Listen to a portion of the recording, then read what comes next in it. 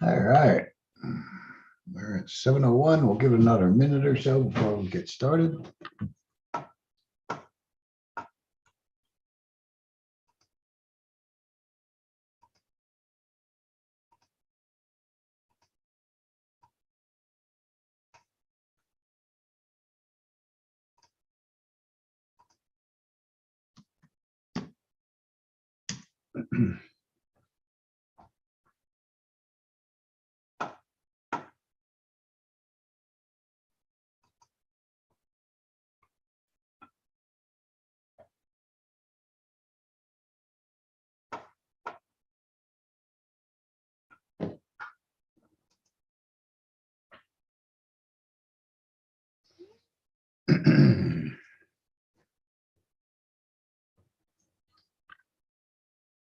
And according to my watch, there we go, 7:02. We might as well get started. And as we always do, I'll start by welcoming everybody that's joined me here on the call tonight. Also, welcome to anybody who might be viewing this live on our YouTube channel. And also welcome to anybody who's watching it on YouTube as a recording later on. As I welcome folks and mention YouTube, I do like to point out that during the live broadcast, we are not monitoring the comment section on the YouTube channel. So if you do have any questions, comments, or concerns, leave them down below, off to the side, wherever it is your device lets you leave comments. And once YouTube is done rendering the video, usually within about 24 hours, we'll go back, we'll revisit the call from today, and we'll try and address any of your questions, comments, and or concerns. With that, we'll start off with our disclaimer that all of our meetings are an environment of education and awareness and are not an open market for the sale, purchase, or distribution of cannabis. We do not encourage or condone illegal behavior of any kind. All right, let me close that up and get that kind of out of here. This week's chat is kind of a continuation of last week's. Last week, our main topic was 2 weeks out on the primary, and we're just a week earlier, a week closer. And that's one of the things I wanted to talk about. I also wanted to share another resource that I had found. We'll get to that in a couple minutes here in the chat.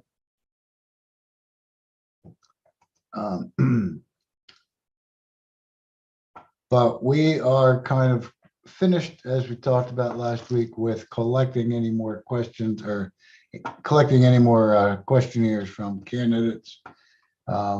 We feel the ones that we're going to participate in our Smoke the Vote voter guide have already answered. I'm going to go ahead and share the link to that again in case you do want to look. And I'm also going to share a link from Marijuana Policy Project's South Carolina Medical Cannabis Voter Guide Primary Election. So let me go ahead and get that copied and shared here. I just noticed that in my email. I use Google Mail and it gives me my primary and it gives me social and promotions. And it was under my promotions tab somewhere where most of my Marijuana Policy Project stuff goes. But it is another voter guide. It looks like it's about 12 pages long in a PDF form. Kind of color-coded green and or red and or black for no answers, did not respond. But they may have been able to get responses where we may, or they may have been able to get them where we did not. So I'm sharing the link to Marijuana Policy Project voter guide, medical cannabis voter guide, as they put it, again, in the chat here, just in case we don't have it in ours for your particular district. Go ahead and look at Marijuana Policy Project, see if they were able to capture that data.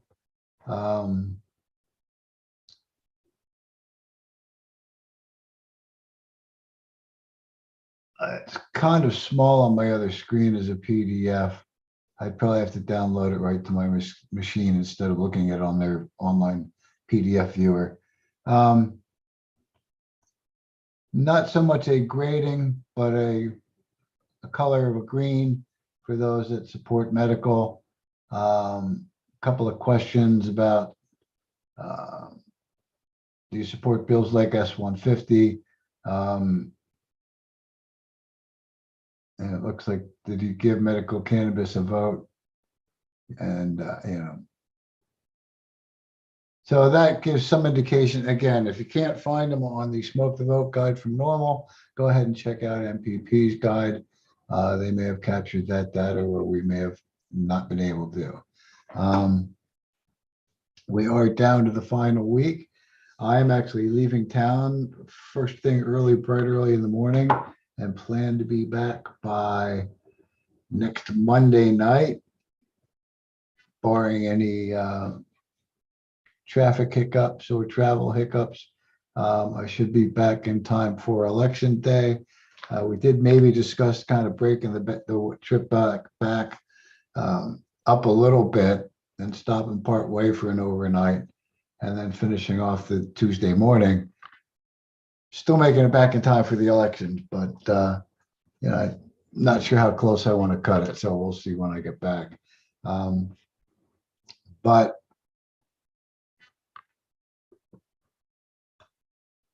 my suggestion, if you are one that does vote in the primaries like I am, go ahead and check out who your candidates are. The best way to do that is to go to scvotes.org. We just double check that. I'm sorry, .gov. I'll share that link with you here quick. Once I get back to the right tab.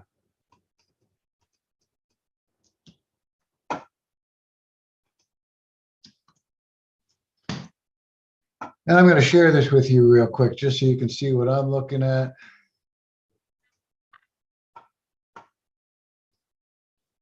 If you go to the link that I shared with you there in the chat, www.scvotes.gov,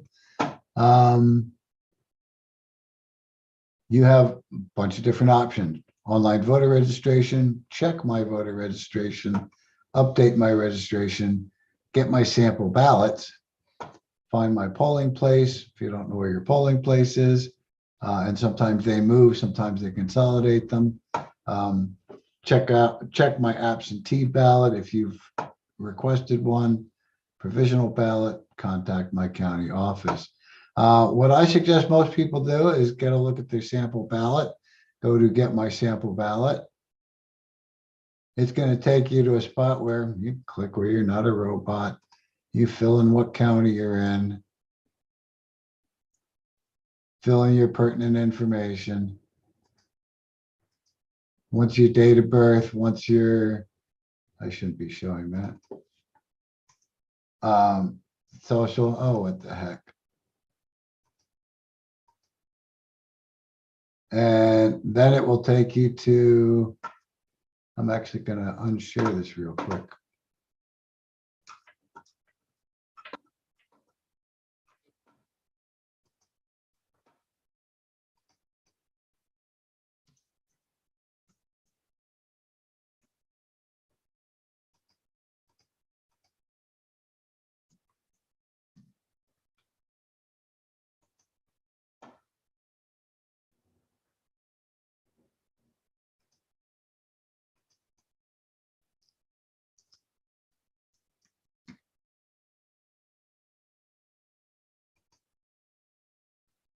All right, sorry about that.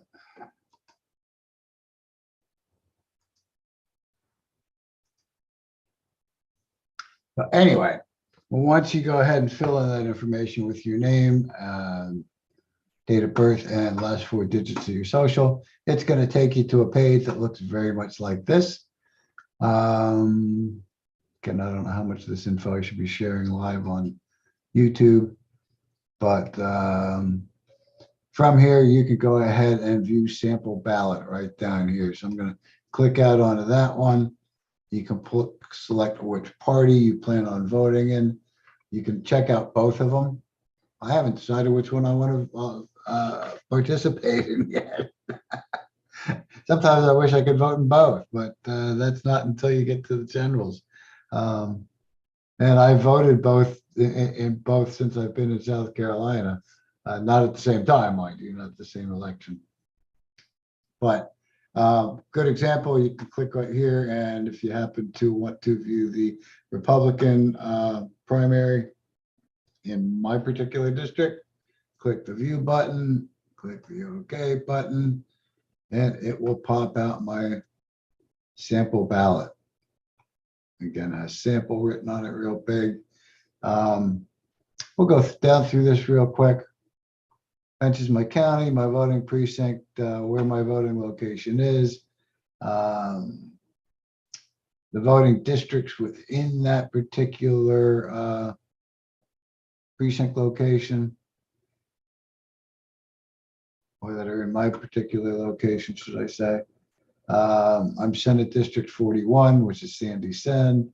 You'll see over here, U.S. Congressional District 1, which is the Nancy Mace Katie Arrington battle right now, which you'll see down below. Mentioned my school board, that kind of stuff. But here you go, our governor's race in the Republican primary. There are two candidates on the ticket in my particular, well, for everybody's district for governor, Henry McMaster or Harrison Musselwhite. There are two for the Secretary of State, two for the Attorney General, State Superintendent of Education. There's a half a dozen there. And as you see, that goes down. There's Commissioner of Agriculture. Then we get to the House of Representatives, District 1. Again, for me, that would be Nancy Mace, Katie Arrington. Could be different in your location. I believe everything above that, Commission of Agriculture, that's statewide.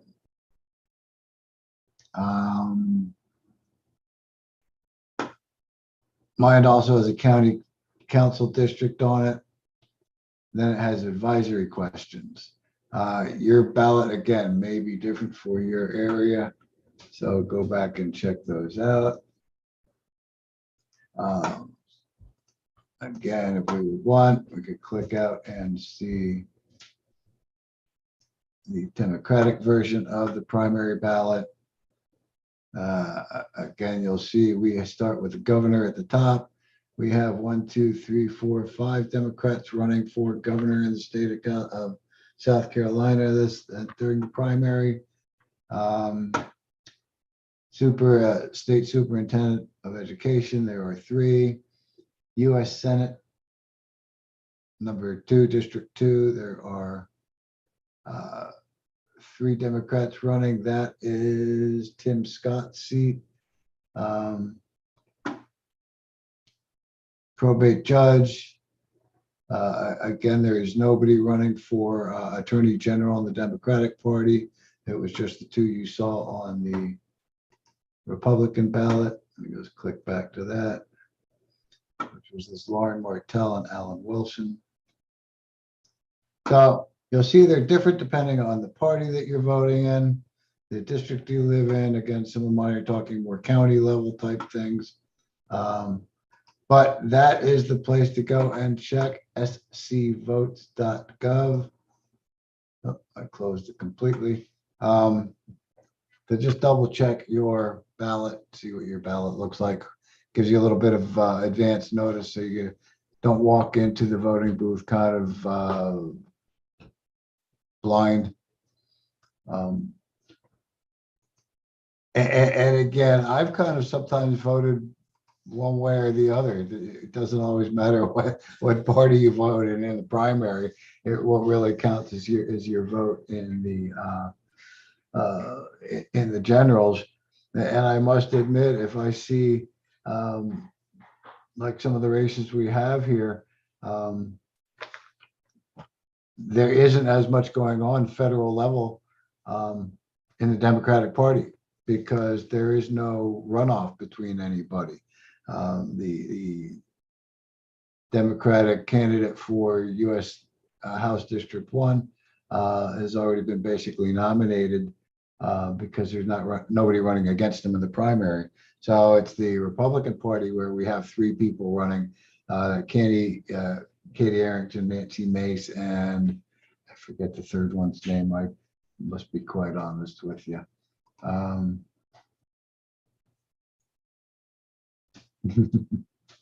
I just saw there's a chat over here. I asks, McMaster's been in for a while. How old is he? I don't know. I could probably Google that for you and find out pretty quickly. I would guess he's at least in the 70s.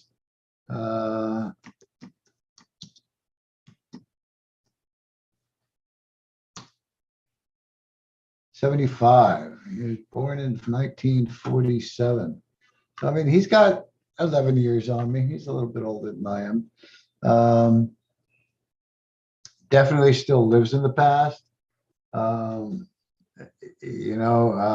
talk quite often about the book Jackpot, that was kind of written about the cannabis smuggling in South Carolina in the late 1970s, early 1980s. And it mentions Henry McMaster's role in that book as a young U.S. attorney, state's attorney for the state of South Carolina under the Reagan administration, and Reagan's basically Nancy's say no policy and Reagan's get hard on drugs policy. Quite an interesting story. I thought it was kind of interesting because, again, I am relatively new to South Carolina. I'm not born here. And so to be able to kind of read this book about pot smuggling and having them mentioned in the book recognizable locations here in Charleston, mentioning Hilton Head, mentioning McClellanville, a couple of the other areas along the coast here. And local downtown Charleston eateries and things like that. It mentions as well as part of where some of the crew hung out at. And there was a young Henry McMaster, probably had to be in his, I don't know, late 20s, early 30s at the time at best.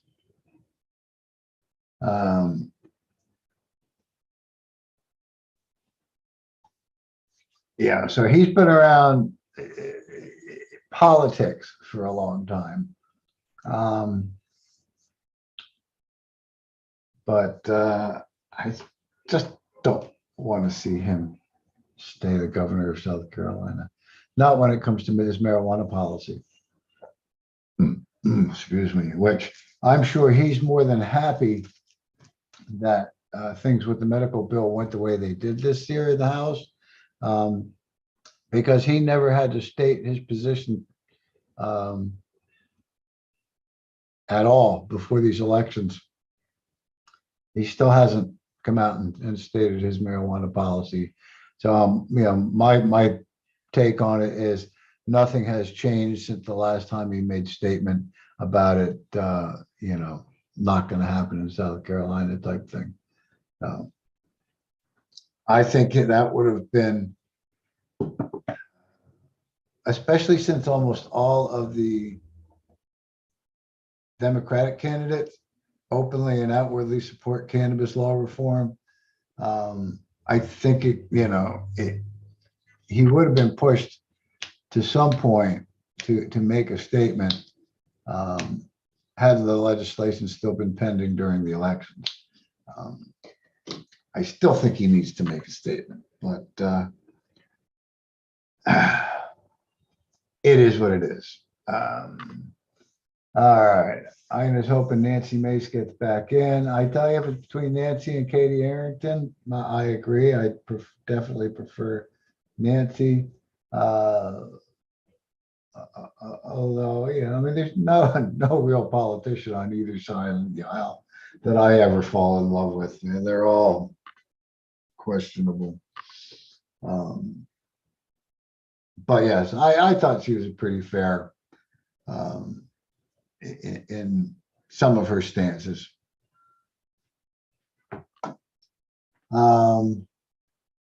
But anyway, it's not about who I care about and who I don't when it comes to it. It's about their marijuana policy. And Nancy's got a pretty firm, policy, deschedule at the federal level.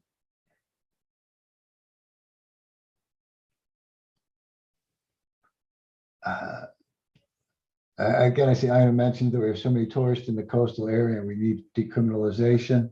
I absolutely agree. I mean, I've been hearing more and more whispers of the phrase, Charleston, South Carolina, come for vacation, go home on probation. I don't know how, we don't really have any solid numbers on it, but we are definitely a good portion of the whole coastline of South Carolina is tourist trade based. And we've got to catch up with the rest of the country and at least decriminalize. Now, mind you, when you look at the racial disparity in arrests, it does tend to be that they're not targeting where some of the tourists may hang out. They're tend to target more the low income communities, that type of thing. But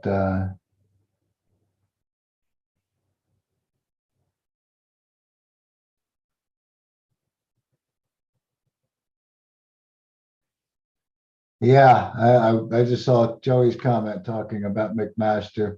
Had it passed and he had to either make a decision to sign it or to kind of let it pass on the 30-day and do nothing, or to veto it. Those are his three choices. In an election year, he may have had to make a different choice than he might next time around. And I don't know if he'd run for another term after this next round, but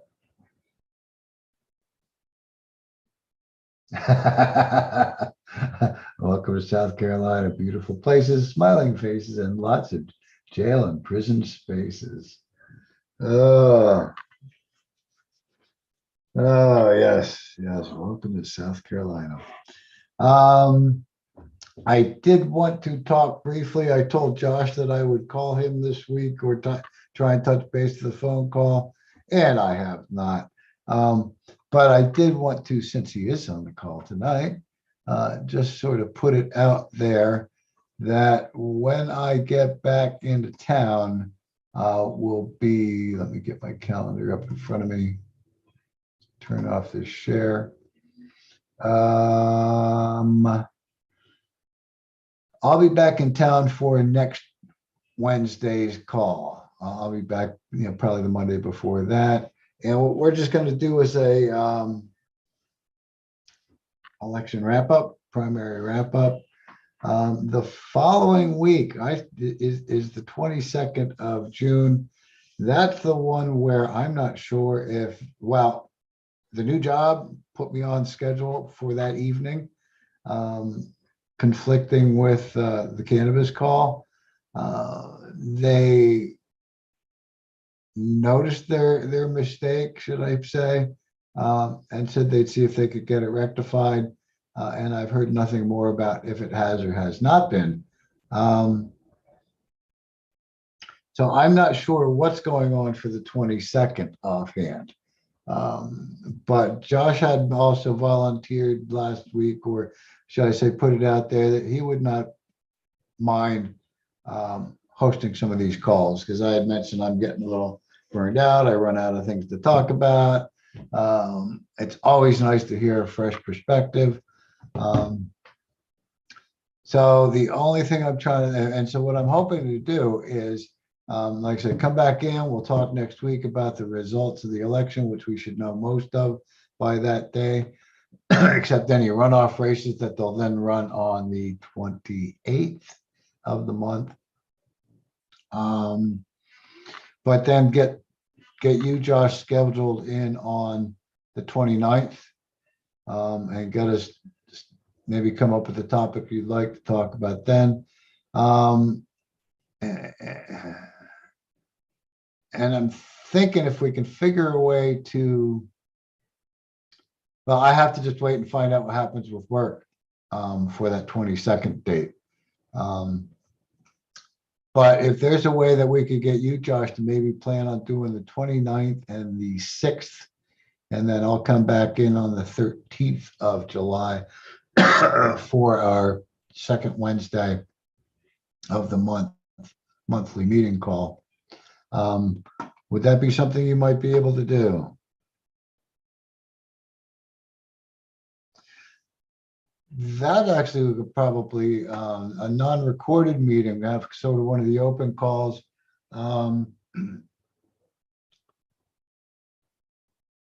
For those, I think I can even start those like then from my phone. They don't record in my computer. They won't record out to YouTube. So if I needed to, I could still start one up on the 22nd. And it would be a non-recorded call.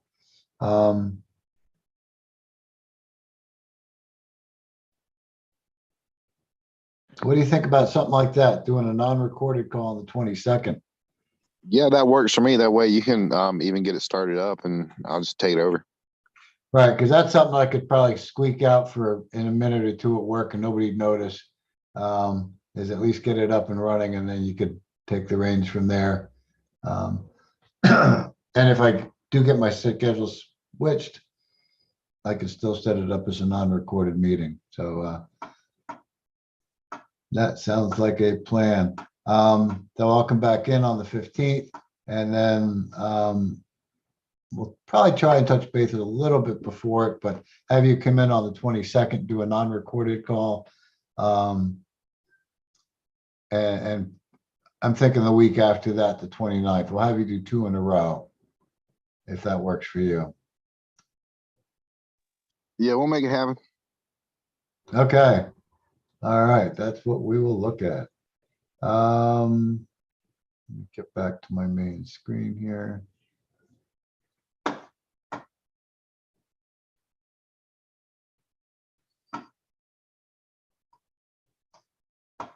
All right, if there's any changes, we'll talk about that next Wednesday. But pretty much that's what we'll count on is Josh taking over for us on the next 2 after the 15th. I just hit my calendar. That's why I had to set it that way. On the 22nd and 29th of June. Okay, excuse me. I don't have a whole lot to talk about besides, like I mentioned, primary stuff. Anybody have any questions on the election, on primaries, on voting? My understanding is turnout during the primaries is generally like 16 or 17 or 18% of the voting population. It's not a very large turnout. Sometimes it's less. It depends on the year. It depends on if it's a presidential year or not, which this is not. And so it's a little lower in non-presidential years.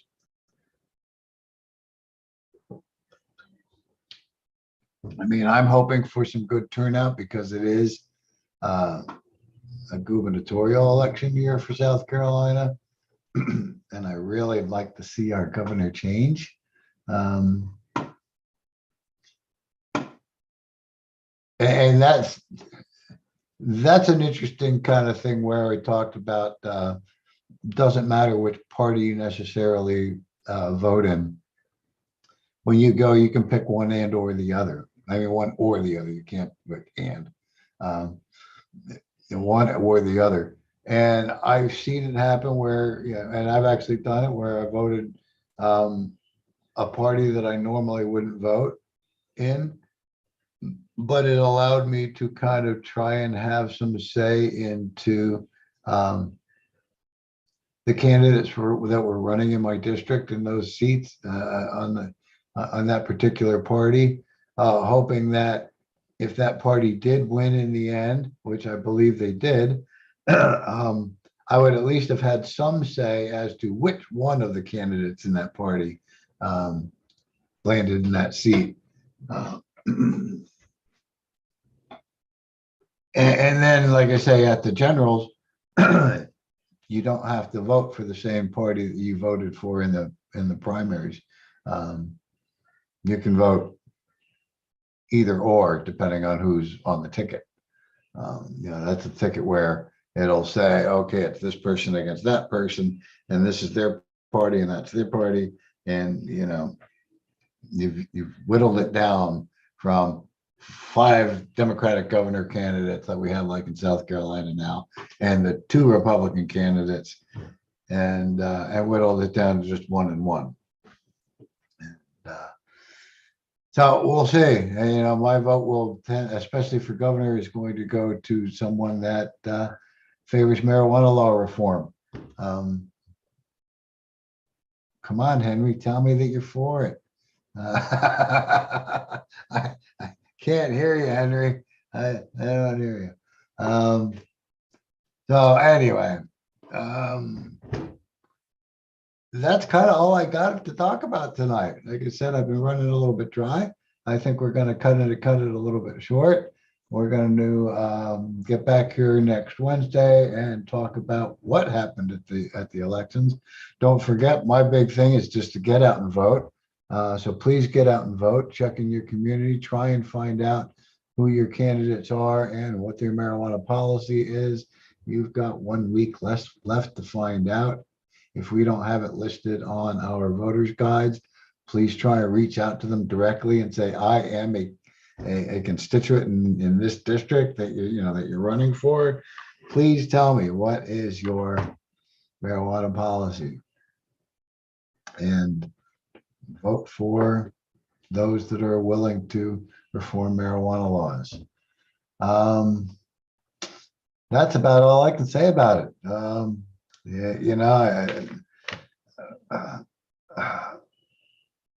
I'm not going to get too political about it. I try and stay as middle of the road as I can when advocating. So I'm not going to go extreme. And otherwise, that's all I got for tonight. We'll talk about the results next Wednesday. So I'm just going to kind of call it a little bit early this evening and say thank you for joining me here on the South Carolina Cannabis Conversation. Please try and follow what we're doing on social media. Again, a little bit more on our Facebook, but we also do post from time to time on Twitter and Instagram. Don't forget also to visit our website at scnormal.org. While there, scroll all the way down to the bottom of the first page and sign up for our monthly, or sometimes a little bit more often, newsletter and event reminders. And otherwise, come on back and see me next Wednesday at 7 p.m. for the South Carolina Cannabis Conversation. That's all for tonight, folks. Sorry for making it so short, but it is what it is. Have a good night. Peace.